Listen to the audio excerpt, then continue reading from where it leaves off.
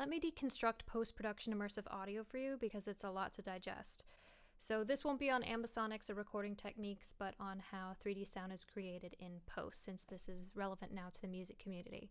So we'll explore what this means for music. My name is Sarah, and I graduated from NYU with a master's degree in music and technology.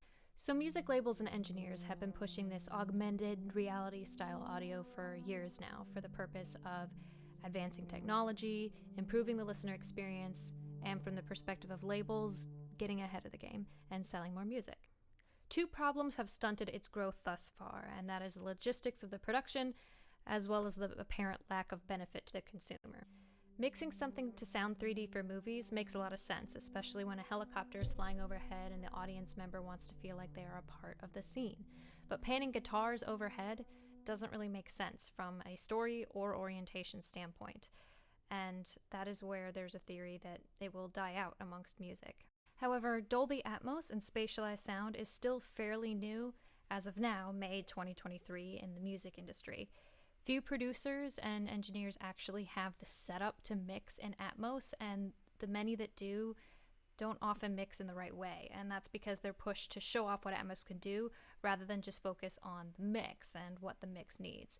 It's possible that the industry will adapt and explore these new sonic possibilities and get better mixes that we see trickle down to the consumer. The truth is that 3D audio allows for an incredible mix experience that's brand new and different and potentially better than before.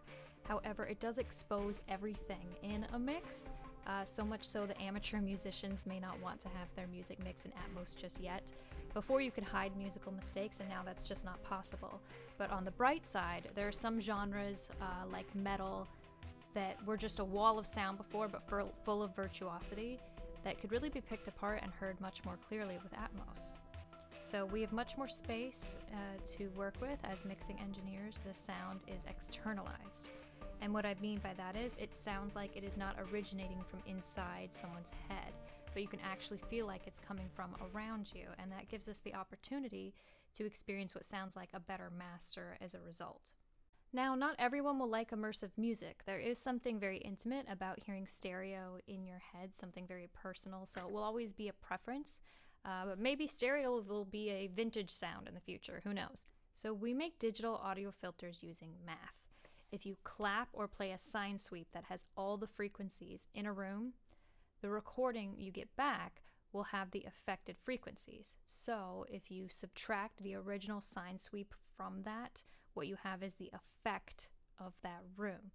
Multiply it with any incoming signal, and you've created a reverb that previously was dry. This is called convolution.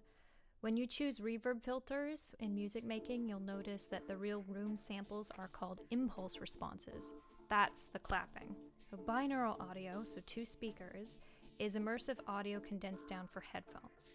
It is made when you acoustically model the realistic experience of hearing sound by recording techniques such as having microphones in your ears. So there are many microphones that go in your ears. There's also the Neumann KU100 binaural dummy head that has an average size head to mimic a person for binaural recordings, because your head and your ears and even the shape of your chest is a filter that sort of occludes sound in certain ways. But as you can imagine, everyone has their own shaped head and chest. Everybody's different. So this is your individual HRTF, or head-related transfer function. Current generalized spatial audio filters use a collection of HRTFs average to get their final algorithm. So in order for you to feel like you are actually there, they need your HRTF.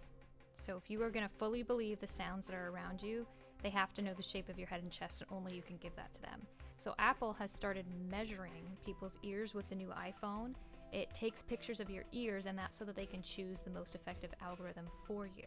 I can't say how accurate that is. However, I do know that when it is scary accurate, it's almost unnerving. I'm not sure if you'll like it, because it is weird to hear sounds around you that you really believe are around you, but your visual environment is very different. The Ambient Orbit is a free plugin from Sennheiser. I think it works really well to create a binaural experience if you want to check it out. I think it sounds really good. Now, to make a faux surround mix, You can sit in a chair with microphones in your ears and play a sine sweep from many speakers around you. And then what you do is you can deduce your personalized localization filter from those sine sweeps coming from different directions. Then when you multiply and you math that with a piece of music, sum all the left and all the right channels, that's your mix. That is how you get a surround stereo feel from two channels. That's why it's different than stereo. It's a lot more math. So what do you think of immersive audio, apart from it being difficult to produce and consume? Are you excited about what it can do for music, or do you think it doesn't have its place in the music realm? Let me know. I'm going to cover different formats as well as the complete production process in the next couple of videos. So stay tuned for that. Thank you for your support. Thank you for watching, and I hope that clears things up from some of the things you may have been wondering about. If you have any questions, let me know.